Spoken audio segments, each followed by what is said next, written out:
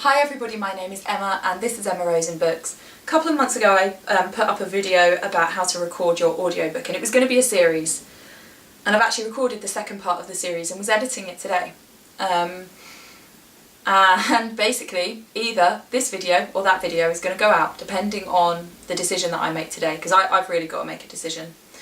So let me explain first of all where I'm coming from. So I'm talking about my audiobook. You'll see from the title that if this video has gone out, it's because I've decided not to go any further with recording my audiobook. First of all, I think audio is such an amazing format. I'm really excited by the format and I really wanted in on it, which is why I worked on this project. I listen to audiobooks. I listen to them when I walk my dog. I listen to them when I'm driving. I think that we all have hectic lifestyles. A lot of people really like audio and don't have the time to sit and read. I think there are people who love reading, and then there are people who still love stories but don't necessarily have that time to sit and read. And I am one of them. I listen to a lot of podcasts as well. And as an indie, when I'm looking at where I want to be in the market and what I can do and how I can look at multiple streams of income and that kind of thing, audio just seems the right place to be. It's something I'm enthusiastic about and something that I thought I had the tools to do. So I'm the singer in a band, so I had access to a microphone. For some reason the band had a podcast microphone. Great, that looked to be perfect. I've got a MacBook Air, so I've got GarageBand, not just on a phone or a tablet. I've got it on a laptop, so that's really handy for being able to edit audio. And I just thought, I can do this, and I've got the patience. And so the story of what's happened is that, first of all, I recorded all the audio and I didn't get a pop shield because I wanted to just do things as cheaply and simply as I could. And when I listened to the audio, there were a lot of pops. I thought, oh, if there's one or two, I'll just redo those sections, but actually there were loads. So I then bought a pop shield and re-recorded the entire book, which takes quite a long time. We're talking about probably 2 months worth of recording in all, with all that time. I then started editing. Well, in fact, when I did the second recording, I was editing as I went because I found that a lot better, because then so your voice changes, my voice changes. Sometimes I'm a bit husky, I might have a bit of a cold, or I am a little bit now because I had a late night last night and I was singing last night, so my voice is not its best. Sometimes atmospheric conditions are such that it changes the way that sound sounds. But it does. Things sound different on different days. It may be that I've got the microphone an inch further back. I'll show you my setup. I'll show you in a bit actually. But an inch further back than where I've had it previously. So the sound levels are slightly different. Or sometimes if I'm sat slightly higher, that actually seems to change the warmth of the tone. So recording the audio, editing it, and then being able to return with the equipment all set up and everything the same was really useful. So yeah, I did it as I went. That was a lot better. So if you're watching this because you're thinking of recording an audiobook, I would suggest that. Record and edit as you go, chapter by chapter. I had to sit there while the dog next door was barking, and sit and wait for it to finish barking. I had to wait while there were deliveries. I had to stop recording while next door had some building work done on their house. I've had to take breaks while building work's been done on my house. You have to have silence. My kids were ill, couldn't work. My older kids can just sit and watch telly. So it's not as if, I can work because I can say I'll just go and watch TV if they're sick, or, go to bed or whatever. I don't necessarily have to be sat paying them attention if it's the older ones.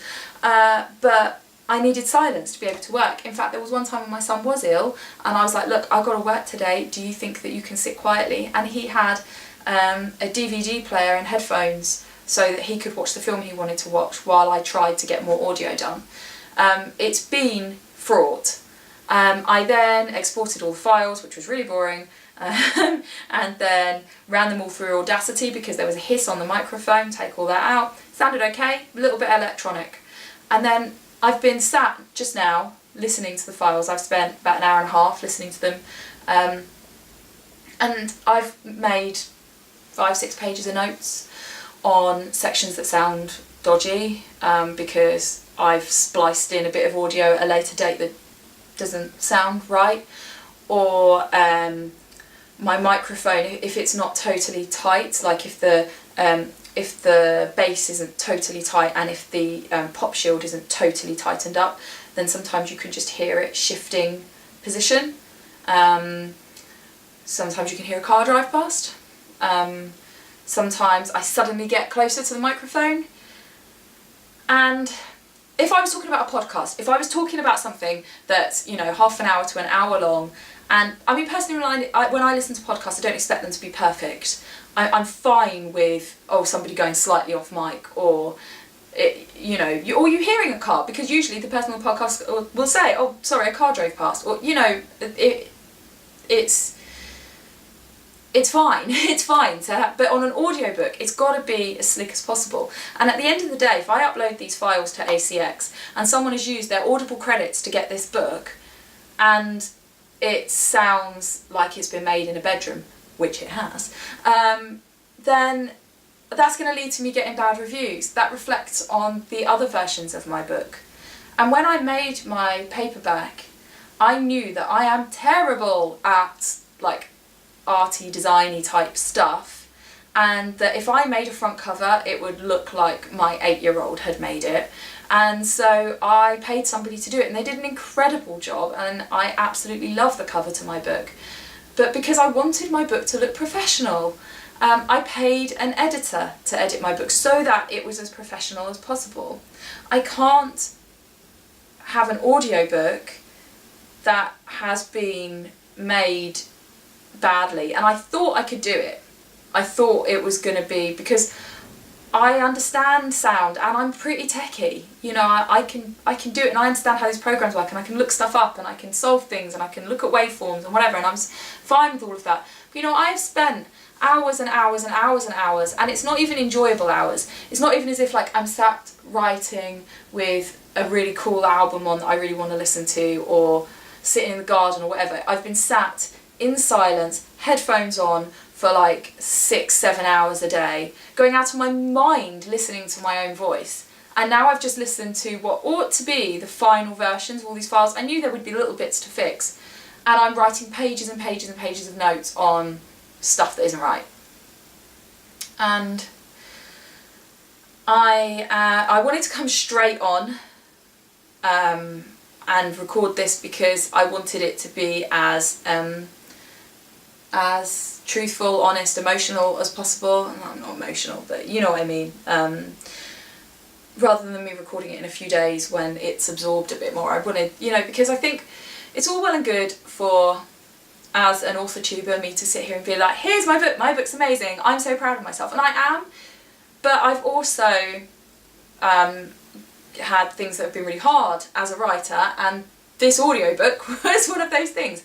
And I always think in life it's important to be honest and not try and missell people. If you're watching my videos thinking of making it an audiobook and then you try it and it's really hard, then I was dishonest in telling you that it was doable. So, and that's wrong, because it is doable. Here's what I think about it. If you have the skills to record, you know, you've got maybe recording experience, or you just want to give it a go, like give it a go, really, truly, because people are different and people have different capabilities. But, I mean, I'm recording this thing, I'm going to insert a tiny bit of footage of how I recorded this. So what I've set up is, this is like my stool that I sit on when I do makeup and stuff, and I've put my microphone with pop shield on that so it's completely stable and can't move, and then my laptop is then in front of me on my bed, my iPad so that I can have the PDF open and read from it, although my iPad's really broken at the moment and it's not really working, so I'm having to change screens and have it on my laptop. But it's these little things that are sent to try as the battery on my iPad has had it and it keeps restarting itself, and then headphones, coffee. Because I don't even have a study anymore because my youngest daughter now has it as a bedroom, and what will be kind of our study, basically we'll have a desk in a room, is going to be done once our building work is completed, which is in a couple of months' time.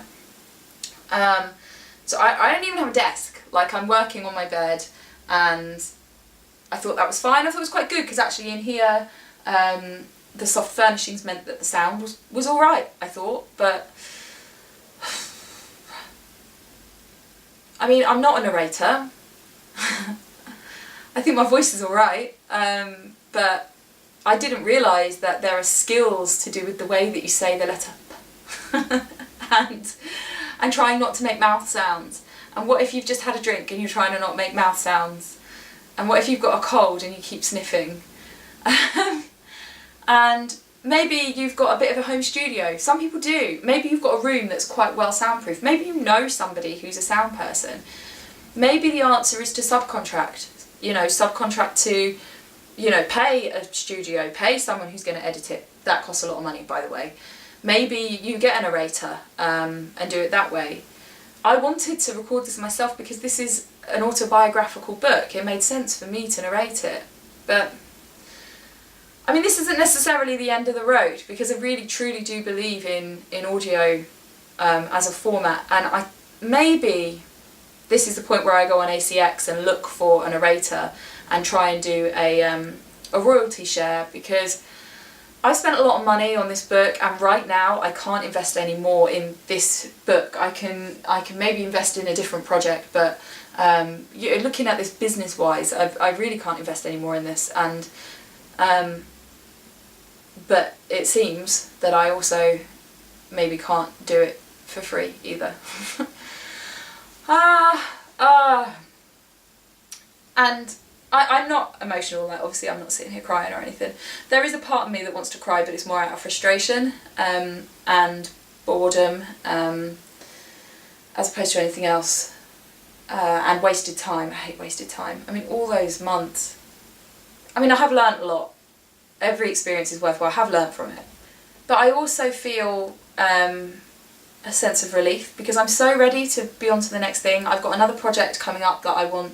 There's a book I want to publish in the next 2 to 3 months, and then another book that I need to start working on that will be published at the beginning of 2020. And that's what I want to do. I'm a writer. I want to be sat writing. I want to be using my imagination and researching things, and like I said, have a lovely soundtrack on while I'm sat typing away, and I want to do that. That's what I enjoy. And being able to do that if people are around and be like, oh, you guys are, you know, my husband's playing with the kids. Oh, well, I'm just going to go and type for a bit, as opposed to being like, well, I'm working on the audiobook, so I can't really do anything. I mean, it's not like writing's easy, but it's less frustrating. If you're watching this thinking of making an audiobook, then please don't take this as a don't do it. Please just take this as a just make sure you know what you're letting yourself in for, because it's hard and it's time consuming and it's pretty boring, in my opinion. Obviously other people might really enjoy it. There's been parts that have been fun. And one of the great things actually was finding a couple of mistakes in my book and being able to update the interior files, which I wouldn't have found otherwise, unless somebody told me about them. So that was good. But yeah, just be wary, I think, if you're thinking of doing it yourself. Maybe you've got better technology than I've got. Maybe, I mean, I've got 3 kids, like maybe you've got more peace, maybe you have more time, maybe you can spend whole days, like I'm trying to do it while the kids are at school. So there's that really. And if you're just somebody who likes following my writing journey, then let me know what you think. I mean, I'm not going to get rid of the files because I think that would be hasty. But as I say, if I have uploaded this video, it's because I've decided to rest this project. And it's annoying because I just announced it on my newsletter, but whatever. I don't have a massive readership on there anyway. And if you would like to subscribe to my newsletter, then please do. I'll put links below. It must be much the same as if you're writing a book and you decide to stop writing that book and work on a different project. It must be a very similar feeling. And I've put 4 or 5 months of work into this, and I might literally just push it to one side and say, no, forget it. And all the things I could have been doing in all that time, and how frustrating it's been, but there we are. Please leave me a comment if you have recorded an audiobook, you're thinking about recording an audiobook, you know, your thoughts and opinions on this, your experiences on this. And I think it would be good, it's good in any video if the comments become an information sharing platform as well, you know, so that people who maybe are watching this because they are thinking of recording their audiobook, that they can look in the comments and see other people's experience. So please do share all of that stuff below, and like if you did, and subscribe for more videos about the books I'm reading and the books I'm writing. And it looks like I'm going to be starting a new project, so look for some work in progress videos. I hope you all have a really good week, and I will see you all for my next one. Bye!